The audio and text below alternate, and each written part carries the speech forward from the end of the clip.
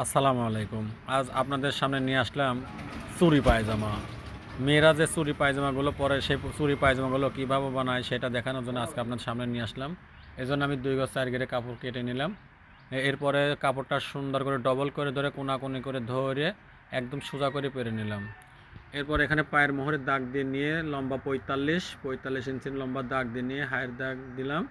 এরপর সাইড থেকে ক্রস করে কেটে ফিটিং করে আমি সোজা করে একটি রাউন্ড দাগ দিয়ে নিলাম সাইডে, এবং সেই দাগ বরাবর কিন্তু আমি কেটে নিচ্ছি। তা আপনারাও যারা এইসব পায়জামা বানাতে চান আসলে কীভাবে বানানো লাগবে এটা দেখলেই হয়তো বুঝতে পারবেন যে কীভাবে বানানো লাগবে। তো আপনাদের সামনে কিন্তু দেখছেন আমি পায়জামা কাটা হয়ে গেল। এখানে পায়জামা টিপ বোতাম হবে, উপরে কিন্তু কুচি হবে, হালকা কুচি, একটা কোমর পটি লাগানো লাগবে। তো আমি কিন্তু যে পায়জামাটা কাটার পরে একটু জয়েন্ট লাগে, আমি কিন্তু জয়েন্টটাও বের করে নিয়ে দেখাই দিলাম। দেখেন কীভাবে জয়েন্টটা বের করবেন। তো আমার ভিডিওগুলো কেমন লাগে কমেন্টে জানাবেন, আর চ্যানেলটি সাবস্ক্রাইব করবেন।